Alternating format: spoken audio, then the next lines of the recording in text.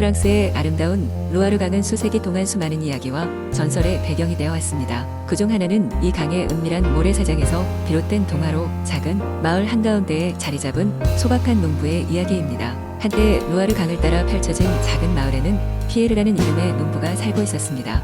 피에르는 성실하고 정직한 성격으로 마을 사람들에게 존경받았지만 그의 농장은 작고 수확이 많지 않아서 늘 경제적으로는 궁핍했습니다.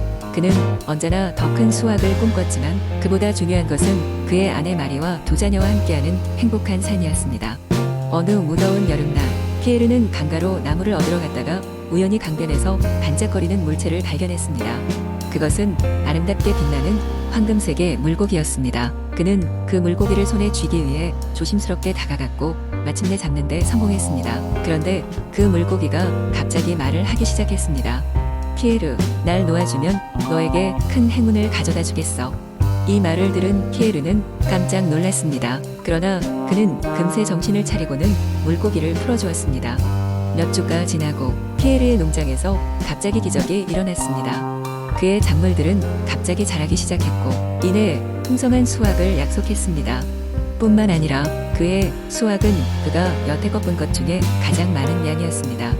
이는 그의 성실한 노력과 물고기 요정의 축복 덕분이라고 그는 믿었습니다. 그러나 기적은 여기서 그치지 않았습니다.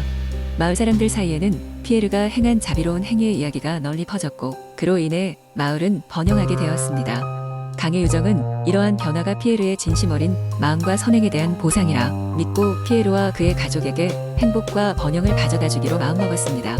시간이 지나면서 피에르의 이야기는 전설처럼 마을 사람들에게 전해졌고 그는 강의 친구라는 별명을 얻었습니다.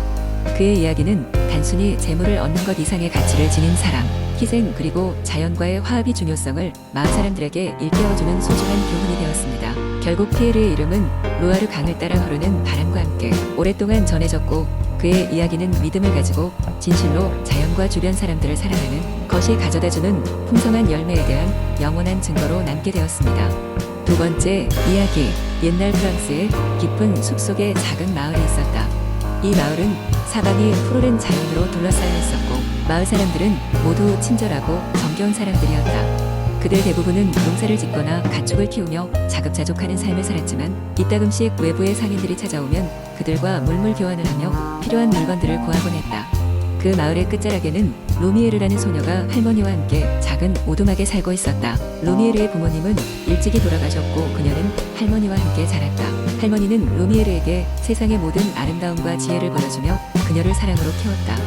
루미에르는 밝고 상냥한 아이였으며 무엇보다 장미를 무척이나 좋아했다. 그녀는 집 뒤뜰에 작은 장미 정원을 가꾸고 있었는데 그곳에는 여러 색깔과 향기의 장미들이 피어났다. 마을 사람들은 루미에르가 가꾸는 장미를 칭찬했고 그 장미들은 마을의 유명한 상징이 되었다. 하지만 한 가지 장미만이 루미에르의 정원에 없었으니 바로 행운을 가져다 준다는 전설의 붉은 장미였다. 사람들은 붉은 장미를 찾기 위해 여행을 떠나곤 했지만 그 꽃을 집으로 가져온 이는 아직 없었다. 어느 날 마을에 낯선 여행자가 도착했다. 그는 오래된 옷을 입고 있었으며 장거리 여행을 해온 것처럼 보였다. 루미에르는 길에서 그를 만나 친절히 말을 걸었다. 안녕하세요, 여행자님. 저희 마을에 처음 오셨나요?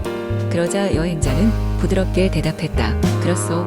나는 세상의 신비로운 것들을 찾아다니는 여행자요. 이 마을에 붉은 장미가 있다는 소문을 듣고 왔소. 루미에르는 여행자를 집으로 초대했다. 루미에르의 할머니는 여행자를 따뜻하게 맞이하고 그날 저녁 맛있는 식사를 대접했다. 식사 후 여행자는 자신의 이야기를 풀어놓았다. 그는 세계 곳곳을 돌아다니며 다양한 식물과 보물을 찾는 것을 취미로 삼고 있었다고 했다. 그는 루미에르에게 이렇게 말했다. 내가 가진 수많은 이야기 중에서 가장 신비로운 것은 바로 붉은 장미에 관한 이야기요. 그 꽃은 행운을 가져다 준다고 전해지지만 보기조차 어렵다 하오. 루미에르는 여행자의 말을 듣고 몹시 흥미로웠다. 그녀는 언젠가 자신의 정원에도 붉은 장미를 가꾸고 싶었다. 그래서 여행자에게 그 장미를 찾는 법을 물었다. 여행자는 미소를 지으며 말했다. 붉은 장미를 발견하려면 순수한 마음과 진정한 용기가 필요하오. 그리고 사람의 선한 행위가 그 장미를 꼭 피우게 할지 모르오.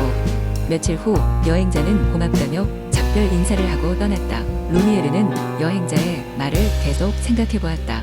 그녀는 마을에서 도움을 필요로 하는 이웃을 돕기 시작했고 자신의 정원을 돌보았다. 그녀의 친절과 헌신은 마을 사람들의 마음속까지 깊이 올렸다. 어느 날 아침 루미에르는 정원을 둘러보다가 믿기 어려운 광경을 마주했다. 그동안 보지 못했던 붉은 장미 한 송이가 화사하게 피어 있는 것이었다. 그녀는 기쁨에 찬 눈물로 그 장미를 바라보며 깨달았다. 그녀가 이웃을 돕고 세상에 선한 기운을 전하기 위해 노력한 결과 세상은 그런 그녀에게 행운의 붉은 장미로 보답을 한 것이었다. 그 뒤로도 루미에르의 정원에는 다양한 장미들이 피어났지만 그 붉은 장미는 언제나 루미에르의 가슴 한켠에 특별한 자리를 차지하고 있었다. 이 이야기는 마을 사람들 사이에 널리 퍼졌고 세상에 모든 친절한 사람들이 붉은 장미를 찾는다는 소문은 먼 곳까지 전해지게 되었다. 세 번째, 이야기 옛날 옛적 프랑스 남부의 푸른 바다 근처에는 작은 어촌 마을이 있었습니다. 이 마을에는 피에르라는 소년이 살고 있었는데 피에르는 바다를 아주 사랑했습니다.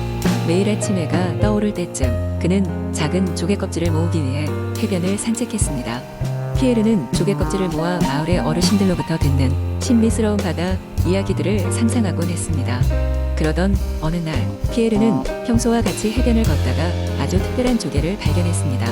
그것은 아침 햇살에 반짝이며 다양한 색깔로 빛나고 있었고 피에르는 그 조개에 이끌려 담수수로 가져갔습니다.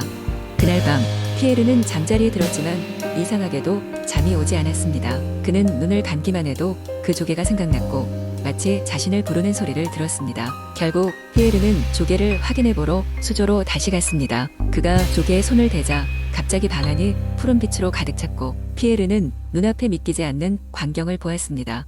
눈앞에는 거대한 바다가 펼쳐져 있었고 물결 사이로는 아름다운 인어들이 춤을 추고 있었습니다.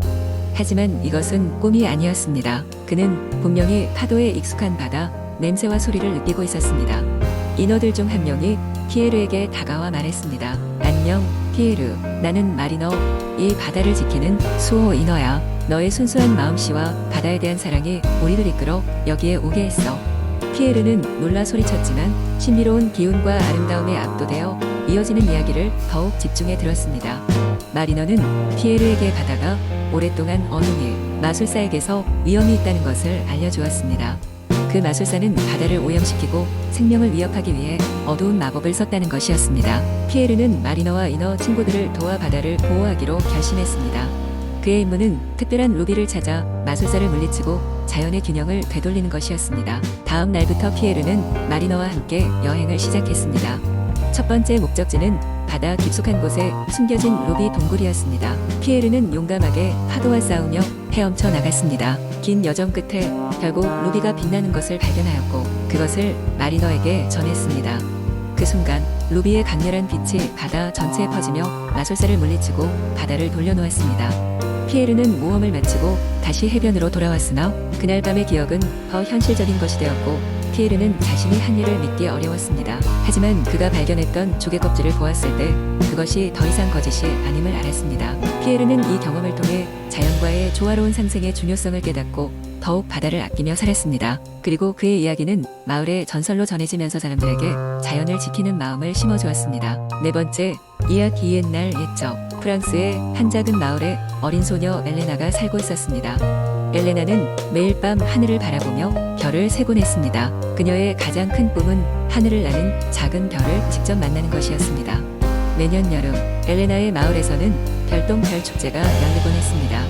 매년 그녀는 별똥별을 보며 소원을 비는 것이 가장 큰 즐거움이었습니다. 어느 날 밤 엘레나는 특별한 별똥별을 보았습니다. 그 별똥별은 다른 별들처럼 빠르게 사라지지 않고 천천히 미끄러지며 엘레나의 마을 근처 숲으로 떨어졌습니다.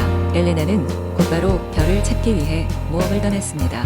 숲에 도착한 엘레나는 반짝이는 빛을 따라갔습니다. 빛은 그녀를 낡고 오래된 나무 한 그루에 이끌었습니다.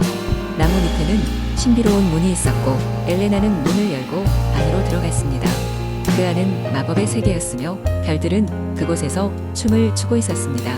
엘레나는 작은 별을 찾아서 그곳의 별들의 여왕을 만났습니다. 그녀는 엘레나에게 이 세계의 소중한 별이 현세로 떨어졌고 그 별을 찾아 가져와야 한다고 말했습니다. 엘레나는 여왕의 부탁을 받아들였고 작은 별을 찾아 나섰습니다. 마법의 숲 깊숙한 곳에서 엘레나는 작은 별을 찾을 수 있었습니다. 별은 엘레나를 반기며 반짝였습니다. 이제 그녀는 별을 착하게 돌려보내기 위한 방법을 찾아야 했습니다. 마법의 세계로 돌아간 엘레나는 여왕과 별의 이야기를 들었습니다. 그 작은 별은 충분한 사랑과 희망이 필요했고 엘레나는 언제나 그 희망을 잃지 않은 사람이기 때문에 특별히 선택되었음을 알았습니다. 엘레나는 별을 사랑으로 보듬었고 별은 그 사랑 덕분에 다시 빛나기 시작했습니다. 엘레나는 그 별을 하늘로 돌려보냈고 하늘은 더욱 찬란하게 빛났습니다. 엘레나의 마음속에도 언제까지나 별빛이 함께하며 그녀에게 힘을 주었습니다. 이후로도 많은 해가 흘렀지만 엘레나는 별들과의 잊지 못할 모험을 기억하며 오늘도 하늘을 올려다보며 새로운 꿈을 꿨습니다. 그녀의 이야기와 별은 오랫동안 마을 사람들에게 전해지며 살아있는 전설이 되었습니다.